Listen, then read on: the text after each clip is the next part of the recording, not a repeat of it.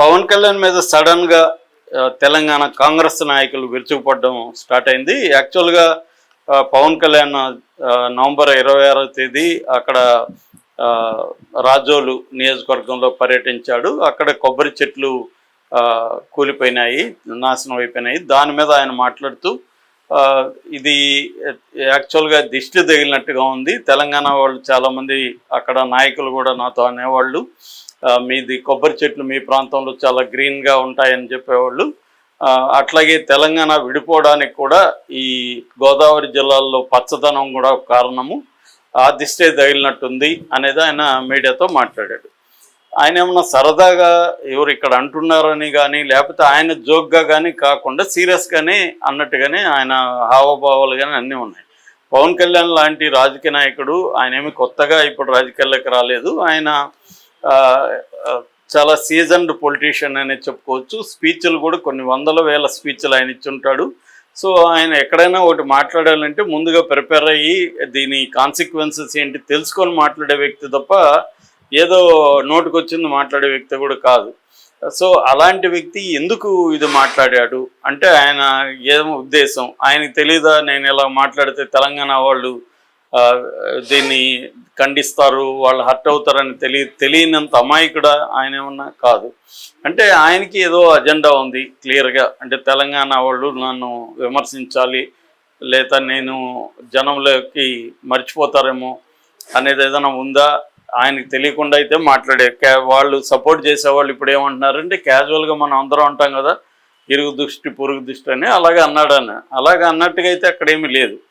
ఎందుకంటే తెలంగాణ కాంటెక్స్టే లేదు అక్కడ. ఇరుగు దృష్టి పొరుగు దృష్టి అయితే అక్కడ ఎవరన్నా దిష్టి పెట్టి ఉండాలి. మామూలుగా అయితే పక్క చైనాల్లో వాళ్ళు పెడుతుంటారు దిష్టి బాగుంది అంటే, వీళ్ళు ఆ దిష్టి విగ్రహం, అది దిష్టి బొమ్మలు ఇవన్నీ పెట్టడం కామనే, రూరల్లో ఇవన్నీ ఉంటాయి. కానీ ఒక స్టేట్కి డిప్యూటీ సీఎంగా ఉన్న వ్యక్తి అక్కడికి వెళ్ళి అలా మాట్లాడడం అనేది ఖచ్చితంగా ఆయన తెలిసే మాట్లాడుంటాడు అనేది ఇవాళ ఉంది. దానికి తగినట్టే ఫస్ట్లో తెలంగాణలో కాంగ్రెస్ వైపు నుంచి ఎక్కడా కూడా విమర్శలు రాలేదు. దీన్ని స్టార్ట్ చేసింది వచ్చి జగదీశ్వర్ రెడ్డి, మాజీ మంత్రి, బీఆర్ఎస్. అయితే దాని తర్వాత కాంగ్రెస్లో జడ్చర్ల ఎమ్మెల్యే అనిరుద్ధ రెడ్డి చాలా తీవ్రంగానే పవన్ కళ్యాణ్ గురించి మాట్లాడాడు. అక్కడి నుంచి మెల్లమెల్లగా మళ్ళీ గ్యాప్ కూడా వచ్చింది 2 రోజుల తర్వాత.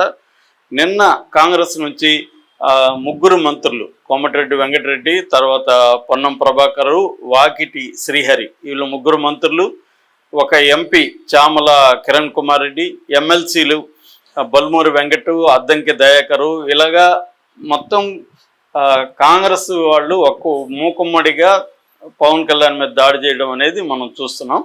అయితే కోమటిరెడ్డి వెంకటరెడ్డి ఆయన సినిమాటోగ్రఫీ మినిస్టర్ కూడా, ఆయన ఇంకా ఒక అడుగు ముందుకేసి పవన్ కళ్యాణ్ కానీ సారీ చెప్పకపోతే అతని సినిమాలు ఏవి తెలంగాణలో ఆడనివ్వను, నేను ఒక సినిమాటోగ్రఫీ మినిస్టర్గా చెప్తున్నాను అనేది కూడా అన్నాడు. ఇప్పుడు ఆయన వ్యాఖ్యలు వివాదమైనవి. ఇప్పుడు పవన్ కళ్యాణ్ చెప్పింది తప్పని అనుకున్నప్పుడు ఖండించవచ్చు, ఆయన మీద ఏమన్నా కేసులు పెట్టచ్చు, లేకపోతే సారీ చెప్పని డిమాండ్ చేయొచ్చు. కానీ ఆయన సినిమాలు ఆడడం అనేది కరెక్ట్ కాదు అనేది అందరూ అంటున్నారు. ఆల్రెడీ ఇక్కడ జగదీశ్వర్ రెడ్డి కూడా నువ్వు కూడా ఆడనివ్వడానికి జనం చూడాలంటే చూస్తారు అనేది వీళ్ళు అంటున్నారు. ఇంకొంతమంది ఏమో ముఖ్యంగా వైసీపీ వాళ్ళేమో పేరుని నాని మాట్లాడాడు, అసలు మీరెందుకంటే అంత శ్రమ తీసుకుంటాడు, మ్యాట్నీకంతా ఆయన సినిమాలు పోతాయి, జనం చూడడం మానేసి చాలా కాలమైంది, మీకెందుకు అంత శ్రమ అని ఆయన మాట్లాడాడు. అంటే పవన్ కళ్యాణ్ మరి ఇది ఉస్తాద్ త్వరలో రిలీజ్ కాబోతుంది కాబట్టి కొంత కాంట్రవర్సీ ఉంటే మనకి ఇబ్బంది లేకుండా సినిమా జనాల్లోకి వెళ్తుంది అనేమన్నా ప్లాన్ చేసి అన్నాడా అనేది కూడా ఇప్పుడు చర్చకు వస్తుంది. ఎందుకంటే ఈ మధ్యకాలంలో రాజకీయ నాయకులు కావాలనే వివాదాస్పదంగా మాట్లాడడం, వాళ్ళకి తెలుసు మనం వివాదాస్పదంగా మాట్లాడుతున్నామని, ఆ వివాదాల వల్ల తమకేదో ఒక ప్రయోజనం ఆశిస్తారు, తమకి పాపులారిటీ కానీ లేకపోతే తమకి ఇంకేదో ఒక ప్రయోజనం ఆశించి ఆ వివాదాస్పద కామెంట్లు చేయడం అనేది మనం చూస్తున్నాం. ఎవరు ఏమి అమాయకులు లేదు. రాజకీయాల్లోకి వాళ్ళు వచ్చి ఒక స్థాయిలోకి వెళ్ళారంటే వాళ్ళు ప్రతి మాట, ఈ మాటకి ఎటువంటి రియాక్షన్ వస్తుందో వాళ్ళకి తెలియకుండా ఏం మాట్లాడరు. సో కాబట్టి పవన్ కళ్యాణ్ కూడా మేబీ ఆశించే మాట్లాడుండొచ్చు. దానికి ఆశించినట్టుగా లేటుగా అయినా కూడా ఇక్కడ ఇదైతే వచ్చింది. ఇక్కడ 2 విషయాలు ఉన్నాయి. ఒకటి, కాంగ్రెస్ ఎందుకు ఇప్పుడు రంగంలో దిగింది వారం తర్వాత? అంటే ఇదేమన్నా బీఆర్ఎస్ వాళ్ళు కబ్జా చేస్తారని రంగంలో దిగారా? బీఆర్ఎస్లో నుంచి కూడా పెద్దగా ఏమీ దీని మీద కేటీఆర్ లాంటి వాళ్ళు కానీ ఎవరు కూడా మాట్లాడలేదు. ఓన్లీ జగదీశ్వర్ రెడ్డి మాట్లాడాడు. ఆ తర్వాత ఇప్పుడు శ్రీనివాసరెడ్డి మాట్లాడాడు, మాజీ మంత్రులు ఇద్దరు. అంతేగాని బీఆర్ఎస్ శ్రేణులు కానీ బీఆర్ఎస్ సోషల్ మీడియా కానీ వీళ్ళెవరు కూడా దాని గురించి పెద్దగా చేయలేదు. ఎప్పుడైతే జగదీశ్వర్ రెడ్డి మాట్లాడినాక కొంత సోషల్ మీడియాలో పోస్టులు కనబడుతున్నాయి. సో ఎందుకు ఇప్పుడు మాట్లాడారంటే, ఒకటి బీఆర్ఎస్ దీన్ని కబ్జా చేసి తెలంగాణ సెంటిమెంట్కి బీఆర్ఎస్ ఒక ఛాంపియన్ లాగా చెప్పుకుంటుంది కాబట్టి దీన్ని తెలంగాణ సెంటిమెంట్ రగిల్చుకోవడానికి ఇది వాడుకుంటుందేమో అనేది ఒకటి ఉంది. లేదంటే ఇక్కడ సర్పంచ్ ఎన్నికలు జరుగుతున్నాయి కాబట్టి ఈ కాంటెక్స్లో మనం కొంత తెలంగాణ సెంటిమెంట్ని రగిలిద్దామన్న ప్లాన్తో కూడా ఇప్పుడు చేసి ఉండొచ్చు. ఇమ్మీడియట్గా చేస్తుంటే అది అర్థం ఉంది. కానీ ఒక వారం తర్వాత మంత్రులు, ఇప్పుడు ఈయన సినిమాటోగ్రఫీ మినిస్టరు మరి 1 వీక్ నుంచి ఏం చేస్తున్నాడు? పవన్ కళ్యాణ్ చెప్పింది ఎప్పుడో కదా, ఇప్పుడు ఎందుకు స్పందిస్తున్నాడు? అంటే ఇదంతా కూడా రేవంత్ రెడ్డి ప్లానే. రేవంత్ రెడ్డి వీళ్ళ దగ్గర ఇలాగ మాట్లాడిస్తున్నాడు తన ప్రయోజనాల కోసం. ఎందుకంటే రేవంత్ రెడ్డి డే 1 నుంచి కూడా తెలంగాణ సెంటిమెంటు, తెలంగాణ సింబల్స్ ఇవన్నీ కూడా కేసీఆర్కి గుత్తాధిపత్యం ఉంది కాబట్టి కేసీఆర్ దగ్గర నుంచి దాన్ని లాక్కోవాలి అనేది ఆయనకుంది. అది ఓపెన్గానే చాలాసార్లు చెప్పాడు కూడా, తెలంగాణ నుంచి నీ ముద్రని చెడిపేస్తానని కూడా రేవంత్ రెడ్డి చెప్పాడు. దానికోసం కూడా ఉపయోగించుకునే అవకాశం ఉంది.